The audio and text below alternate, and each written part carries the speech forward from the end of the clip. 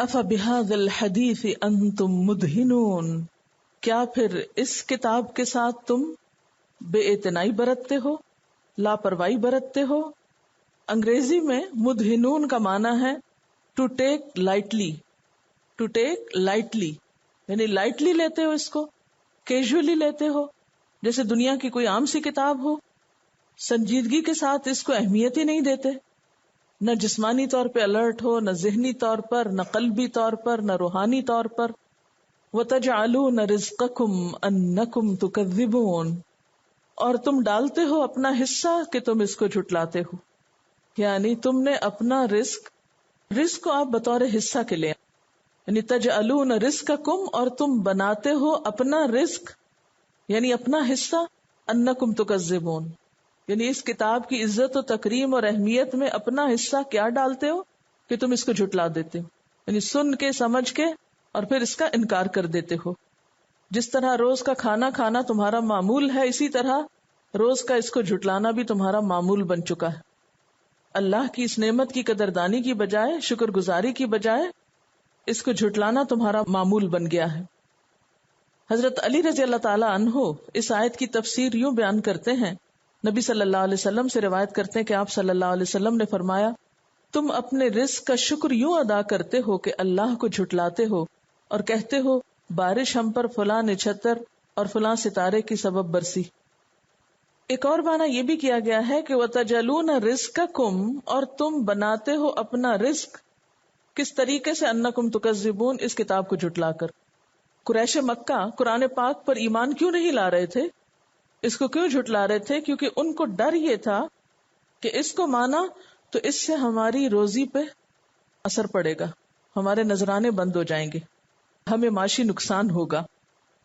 اب آپ دیکھیے ایسے سب لوگوں کو جو اسے جھٹلائیں یا اسے معمولی سمجھیں یا اسے لائٹلی لیں یا اس کو باقاعدہ عزت نہ دیں، ان سب سے کہا جا رہا ہے فلولا اذا بلغت الحلقوم، فلولا پھر کیوں نہیں، اذا جب، بلغت الحلقوم پہنچ جاتی ہے نرخرے میں، یعنی انسان کی جان جب نزع کے وقت حلق میں آ اٹکتی ہے، پھنستی ہے، جیسا کہ سورۃ القیامہ میں آتا ہے فَإِذَا بَلَغَتِ التَّرَاقِي وَأَنْتُمْ حِينَئِذٍ تَنْظُرُونَ، اور تم اس وقت آنکھوں سے دیکھ رہے ہوتے ہو لیکن پھر بھی اس جان کو نکلنے سے روک نہیں سکتے، یعنی اپنے سامنے مردے کو مرتا دیکھتے ہو لیکن اس کی موت کو ٹال نہیں سکتے۔ آپ دیکھیں کہ جب کوئی فوت ہو رہا ہوتا ہے تو اس کے سارے عزیز پیارے رشتہ دار، ڈاکٹرز وغیرہ سب اس کے پاس ہوتے ہیں، موت کا فرشتہ چپکے سے جان نکال کے لے جاتا ہے اور یہ سارے بے بس دیکھتے چلے جاتے ہیں، کوئی کچھ بھی نہیں کر سکتا، ساری تدبیریں الٹی ہو جاتی ہیں۔ وَنَحْنُ أَقْرَبُ إِلَيْهِ مِنْكُمْ، اور ہم زیادہ قریب ہوتے ہیں اس کے تم سے بڑھ کر، وَلَٰكِن لَا تُبْصِرُونَ، لیکن تم دیکھتے نہیں ہو۔ نحن سے مراد اللہ تعالیٰ بھی ہیں اور فرشتے بھی ہو سکتے ہیں کہ اس وقت انسان جسمانی طور پر انسانوں کے قریب ہوتا ہے لیکن عملی طور پر فرشتوں کے ہاتھ میں ہوتا ہے، جان نکالنے والے، یا اللہ تعالیٰ اس کی حالت کو زیادہ جان رہے ہوتے ہیں۔ وَلَٰكِن لَا تُبْصِرُونَ، لیکن تم سب نہیں دیکھ سکتے۔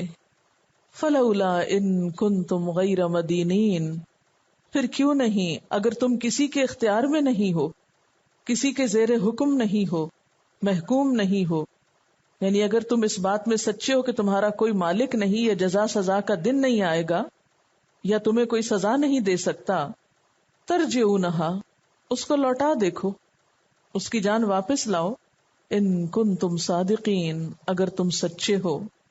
کیونکہ جو لوگ اللہ تعالیٰ پر ایمان نہیں رکھتے، جزا سزا کے دن پر ایمان نہیں رکھتے، تکبر میں مبتلا ہیں، حق کا انکار کرتے ہیں، ان سب کو چیلنج کیا جا رہا ہے کہ اس بے بسی کے عالم میں پھر تم کچھ کر کے تو دکھاؤ اگر واقعی تم اپنی باتوں میں سچے ہو۔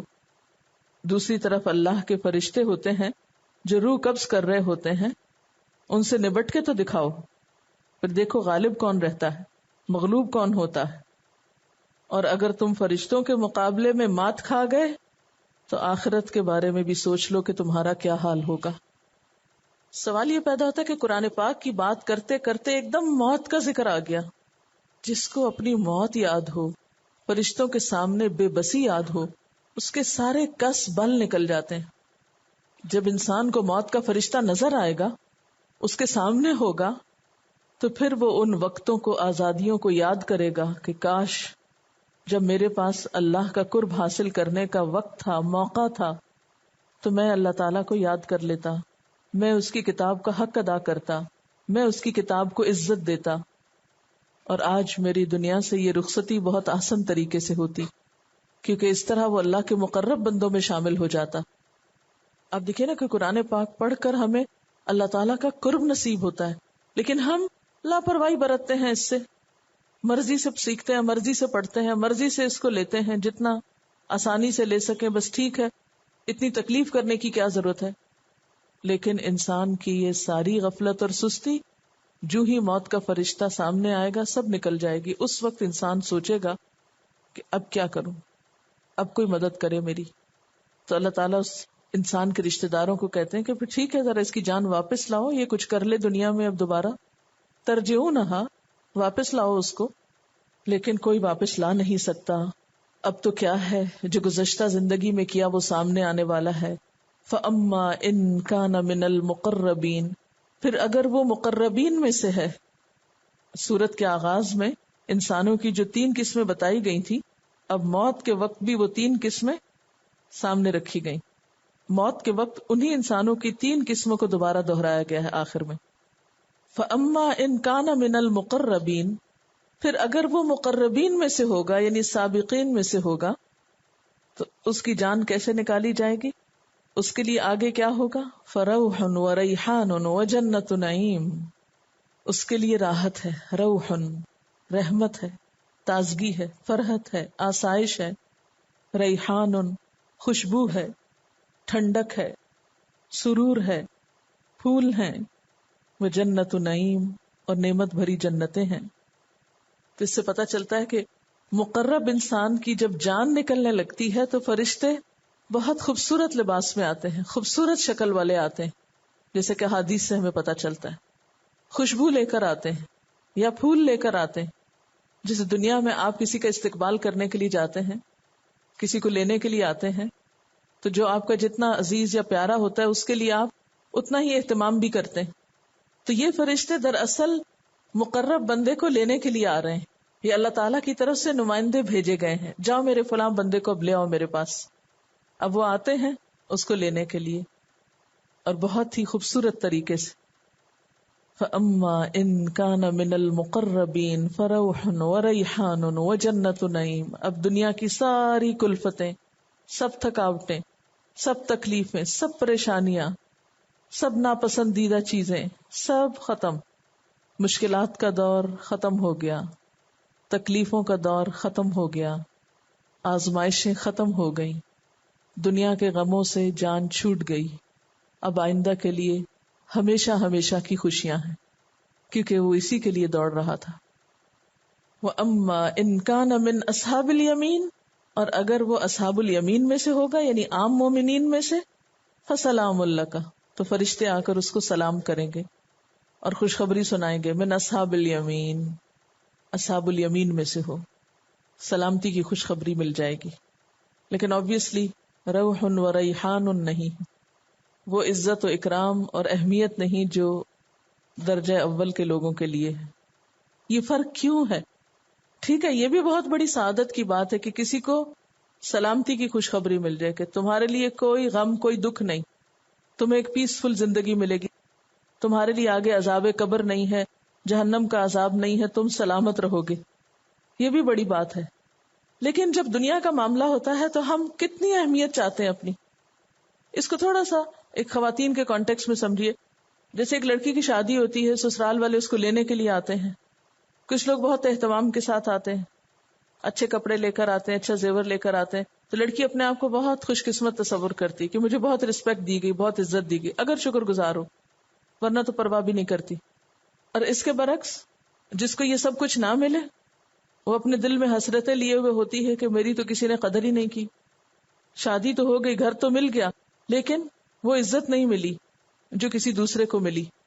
دنیا میں تو یہ سب کچھ قسمت کے کھیل ہیں، لیکن آخرت میں یہ محض قسمت نہیں، اس میں انسان کے اپنے خلوص، نیت اور عمل کا بھی دخل ہوتا ہے کہ اس نے دین کے لیے کتنی قربانی کی، اس نے اللہ کی رضا کو ہر چیز پر کتنا مقدم رکھا.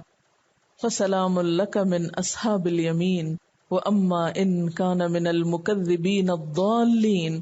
پھر اگر وہ مکذبین میں سے، گمراہوں میں سے ہوا. اب یہاں پر آپ دیکھیے دو لوگوں کا ذکر کیا گیا، مکذبین جو سراسر پکے پکے جھٹلانے والے، جو کافر لوگ ہیں، اور اس کے ساتھ ساتھ کچھ دالین، بھٹکے ہوئے گمراہ لوگ، یعنی کافر تو نہیں لیکن ویسے بھٹکے ہوئے، ان کو رستہ مل گیا تھا لیکن وہ اس پہ چلے نہیں. یہ وہ ہیں جو کفر و نفاق کی حالت میں تھے، اصحاب المشأمہ. ان کے لیے مرتے ہی کون سی تواضع ہوگی؟ فنزل من حمیم، ان کی تواضع کے لیے کھولتا ہوا پانی ہے. وتصلیۃ جحیم، اور جہنم میں جھونکا جانا ہے. تسلیہ کہتے ہیں ایندھن کا آگ میں جلانا، عصا یا لکڑی کا آگ میں تپا کے سیدھا کرنا. ان ھذا لہو حق الیقین، بے شک یہ سب کچھ بالکل حق ہے، یقینی بات ہے. فسبح بسم ربک العظیم، بس آپ تسبیح بیان کیجئے اپنے عظیم رب کے نام کی. حضرت عقبہ بن عامر کہتے ہیں کہ جب یہ آیت نازل ہوئی تو رسول اللہ صلی اللہ علیہ وسلم نے حکم دیا کہ اس کو تم لوگ اپنے رکوع میں رکھ دو، یعنی رکوع میں سبحان ربی العظیم کہا کرو. اور جب آیت سبح اسم ربک الاعلی نازل ہوئی تو آپ نے فرمایا اس کو سجدے میں رکھو، اس لیے سجدے میں سبحان ربی الاعلی پڑھا جاتا ہے. اس سے پتہ چلتا ہے کہ نماز کے اندر جو چھوٹی چھوٹی ڈیٹیلز ہیں، یہ چھوٹے چھوٹے طریقے ہیں، یہ سب بھی وحی الہی سے ہوا. اور ویسے بھی عام زندگی میں تسبیح کرنا بہت ہی بڑا نیکی کا کام ہے، اور اس میں دو کلمے جو اللہ کو بہت محبوب ہیں، سبحان اللہ و بحمدہ، سبحان اللہ العظیم ہیں، ان کو لازم پکڑنا چاہیے. یہاں نبی صلی اللہ علیہ وسلم کو حکم دیا جا رہا اور آپ کی پیروی میں ہمارے لیے بھی اس میں ایک بہت بڑا سبق ہے. فسبح بسم ربک العظیم، پڑھیے سبحان ربی العظیم. کیا آپ کے سامنے کسی کی ڈیتھ ہوئی؟ کبھی کسی مرتے ہوئے شخص کو دیکھا ہے اپنی آنکھوں کے سامنے؟ اس کو امیجن کر کے اپنے آپ کو وہاں رکھ کے پھر سنیے قرآن کریم کے بعد موت کا ذکر، اور پھر قرآن کریم کے ساتھ بے اعتنائی برتنے کا ذکر. اور آپ کو معلوم ہے کہ جب انسان اس دنیا سے رخصت ہوتا ہے تو دنیا میں جو بھی نعمتیں ہیں ہمارے پاس، چاہے اولاد ہو، مال ہو، گھر ہو، دوست ہو، سب پیچھے رہنے والے ہیں، کوئی بھی ساتھ نہیں جائے گا. ایک چیز جو انسان کا عمل یا پھر قرآن کے ساتھ تعلق، تو قرآن ایک خوبصورت دوست کی شکل میں ساتھ جائے گا. لیکن ہم بعض اوقات اتنے بد نصیب ہو جاتے ہیں کہ دوستوں کی خاطر قرآن سے بھی بے پرواہی برتتے ہیں. دوستوں کی دوستی کے تقاضے پورے کرتے کرتے قرآن سے بھی غافل ہو جاتے ہیں، اس کا حق بھی نہیں دیتے. جو سچا دوست ہے، جس نے ساتھ جانا ہے، جس نے ساتھ رہنا ہے، اس سے بے پرواہی. اشارہ حاضہ کا کس چیز کی طرف جا رہا ہے؟ کس کی طرف جا رہی ہے ضمیر؟ کہ یہ جو تین انجام ہے یہ بالکل یقینی بات ہے. ایسا نہیں کہ صرف بہلاوا ہے یا ڈراوا ہے، یہ بالکل اسی طرح ہونا ہے. یہ بالکل سچی بات ہے، یقینی بات ہے، یقینی حق ہے، یقینی سچائی ہے. اور جس کو واقعی یقین آ جائے اور جس کے لیے یہ بات بالکل سچی بات ہو کہ موت آنی ہے اور ان تین انجاموں میں سے ایک کے ساتھ واسطہ پڑنا ہے، پھر وہ ضرور سوچے گا کہ اس کے اپنے عمل کس لائق ہیں، وہ کس کے لیے کوشش کر رہا ہے، وہ کس کو سامنے رکھ کے بھاگ دوڑ کر رہا ہے. یہ تو نہیں ہو سکتا کہ کوئی کام نہ کریں اور مقربین میں شامل ہو جائیں محض خوش آمدوں کے ذریعے یا کوئی رشوت دے کر. اللہ کے ہاں تو ایسا کوئی طریقہ نہیں. وہ تو سب سے پہلے دل اور نیت دیکھتا ہے کہ کوئی کس کے لیے کیا کام کر رہا ہے، کیوں کر رہا ہے. پھر عمل کی کوالٹی دیکھتا ہے، پھر انسان کی بھاگ دوڑ دیکھتا ہے. آپ ذرا امیجن کریں کہ اصحاب الیمین کے بعد جب فرشتے آئیں گے تو آ کے سلام کریں گے. دنیا میں کتنے لوگ ایسے ہوتے ہیں جن کو سلام کیا جائے وہ جواب دینے کی زحمت نہیں کرتے، تو فرشتوں کے سلام کا جواب کیا دیں گے؟ بالکل ہی انجان مہمان ہوں گے یہ، جن کو کبھی پہلے دیکھا نہ ہوگا. قدم قدم اٹھاتے پاس آ کے بیٹھ جائیں گے، لمحہ لمحہ گنیں گے، جب اللہ کا اذن ہوگا تو ہاتھ ڈالیں گے اور اپنا سارا کام کر جائیں گے کہ آس پاس بیٹھے لوگوں کو دکھے گا بھی نہیں. وَلَٰكِن لَا تُبْصِرُونَ. اور مرتے ہی انجام سامنے آ جائے گا، یا تو خوشخبری اور یا پھر اس طرح کی مہمان نوازی. کیونکہ حدیث کے مطابق قبر انسان کے لیے یا تو جنت کے باغوں میں سے ایک ٹکڑا ہے یا جہنم کے حصوں میں سے ایک حصہ ہے. ہمارے یقین کی کمی ہی تو ساری خرابیوں کی جڑ ہے. ہم سمجھتے ہیں ہم ہمیشہ اسی طرح رہیں گے، ہمیشہ یہی بہاریں ہمارے آس پاس ہوں گی، ہمارے عزیز اور پیارے ہمیں ساتھ اسی طرح سہارا دیے رکھیں گے. عزیز تو پاس بیٹھے ہوں گے، ان کو تو پتہ بھی نہیں چلے گا کہ آپ پہ کیا گزر گئی، وہ تو دیکھتے ہی رہ جائیں گے. پھر تو محض باتیں ہی ہوں گی، کوئی کچھ بھی نہ کر سکے گا. میں نے ہاسپٹل میں کچھ ایسا جاب کی ہے تو اس میں کچھ اموات کو قریب سے دیکھنے کا موقع ملا. اس وقت اتنا شعور تو نہیں تھا کہ موت کو اس طرح سے آپ محسوس کرتے، لیکن پھر بھی جو اب یاد کرتی ہوں تو اس میں پوری آپ کی ٹیم، جیسے کوئی شخص فوت ہونے والا ہوتا ہے تو بہت ہی الرٹ ہو جاتے ہیں ڈاکٹرز کی ٹیم، اور ساری لائف سیونگ ڈرگز اور سب ایک ایمرجنسی کی سی کیفیت ہو جاتی ہے، اس کو بچانے کی پوری کوشش کرتے ہیں، سب کچھ کر لیتے ہیں، لیکن آپ کی ساری کوششیں دھری کی دھری رہ جاتی ہیں اور آپ کو پتہ بھی نہیں چلتا کہ وہ پیشنٹ، وہ شخص جو مرنے والا ہے وہ آپ کے ہاتھ سے نکل جاتا ہے. اسی طرح جو ہارٹ پیشنٹس ہوتے ہیں وہ تو باتیں کرتے کرتے ان کی ڈیتھ ہو جاتی ہے، اور سارے رشتہ دار اور سب، کسی کو کچھ سمجھ نہیں آتی کہ ان کو کس طرح سے بچائیں پوری اپنی کوشش کرنے کے باوجود. اور ایک خاتون مجھے یاد ہے کہ ان کی جب ڈیتھ ہو رہی تھی، ڈیتھ بیڈ پہ تھیں، تو ان کی ایسی کوما کی حالت میں چلی گئی اور بہت کوشش کی ڈاکٹرز نے بھی اور سب نے، اور ان کے جو ہسبینڈ تھے ان کی اتنی کوشش تھی، ایسے لگتا تھا کہ جیسے وہ چاہتے تھے کہ اپنی جان ڈال دیں اس کے اندر، بچا لیں اس کو کسی طرح سے. کوئی چیز ان کو کہتے تو وہ ہوا کی تیزی کے ساتھ لے کر آتے تھے، لیکن ساری کوششوں کے باوجود وہ جب ان کی ڈیتھ ہو گئی تو سب خالی ہاتھ کھڑے تھے اور کوئی کچھ بھی نہیں کر سکتا تھا. اسی طرح ابھی پچھلے دنوں میری اپنی نانی فوت ہوئی ہیں تو میری والدہ کو بہت ان کا خیال تھا، اور وہ بالکل ان سے ایک لمحہ کے لیے بھی الگ نہیں ہوتی تھی. وہ بالکل اس حالت میں تھی تو ان کے ساتھ بیڈ پہ وہ بیٹھی رہتی تھی، اور بیڈ پہ بیٹھے بیٹھے ان کو اونگ آ گئی اور نانی کی سانس چل رہی تھی تو ان کو آواز آ رہی. تھوڑی دیر کے بعد دیکھتی ہیں کہ وہ سانس کی آواز نہیں آ رہی ہے، فوراً اٹھ کے دیکھا تو وہ تھوڑی دیر ہو چکی تھی کہ ان کی ڈیتھ ہو گئی. اور وہ کہہ رہی تھی کہ میں اس موقع کو، یعنی ان کی اس کو نہیں چاہتی تھی کہ ان کی اس طرح سے ڈیتھ ہو جائے، کوئی ان کو دیکھ نہ رہا ہو، لیکن ان کے قریب بیٹھنے کے باوجود جو ہے وہ ان کو احساس ہی نہیں ہوا کہ وہ کب فوت ہو گئی. اور ایک اور مجھے یاد ہے کیس کہ ایک بزرگ تھے، ان کی شکل سے لگتا تھا کہ جب ڈیتھ کی ان کی کیفیت ہو رہی ہے، ان کو محسوس ہو رہا ہے تو بہت زیادہ وہ پریشان تھے. یعنی عام لوگوں کو محسوس ہو رہا تھا کہ اب یہ موت کا خوف ہے، اور اس حالت میں ان کے بیٹے ان کے پاس، وہ بہت خیال کر رہے تھے، لیکن ظاہر ہے وہ کوئی ڈاکیومنٹس پہ سائن کروانے تھے، اور آخری لمحات میں وہ اپنے وکیل کو لے کر آئے اور وہ ڈیتھ بیڈ پہ تھے اور وہ وکیل کے سائن کرنے تھے. اور وہ ایک ایسی سچویشن تھی کہ اب سب کو پتا ہے کہ یہ مرنے جا رہے ہیں، اور ان کو بھی پتا ہے کہ میں مرنے جا رہا ہوں، اس وجہ سے مجھے ہر چیز پہ سائن کروائے جا رہے ہیں.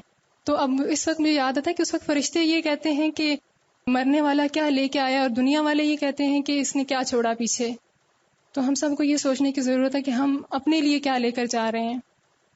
ہاں واقعی دوسروں کے لیے تو بہت کچھ چھوڑ کے جانے کی فکر ہے کہ اولاد کے لیے کوئی پریشانی نہ ہو، پیچھے والوں کو کوئی مشکل نہ ہو، سب ان کی سنبھال کرتے رہتے ہیں، لیکن اپنے بارے میں تو سوچنے کا وقت ہی نہیں ہوتا کہ آئندہ ہمارے لیے بھی کوئی پریشانی کی بات ہو سکتی ہے. جن کی خاطر غلط کام کرتے رہتے ہیں، حرام کام کرتے رہتے ہیں، جن کی دنیا بناتے رہتے ہیں، ان کو کم ہی ہماری آخرت کی فکر ہوتی ہے. اور ان کو کیوں ہو؟ ہمیں خود اپنی آخرت کی فکر نہیں، انہیں ہماری آخرت کی فکر کیوں ہو؟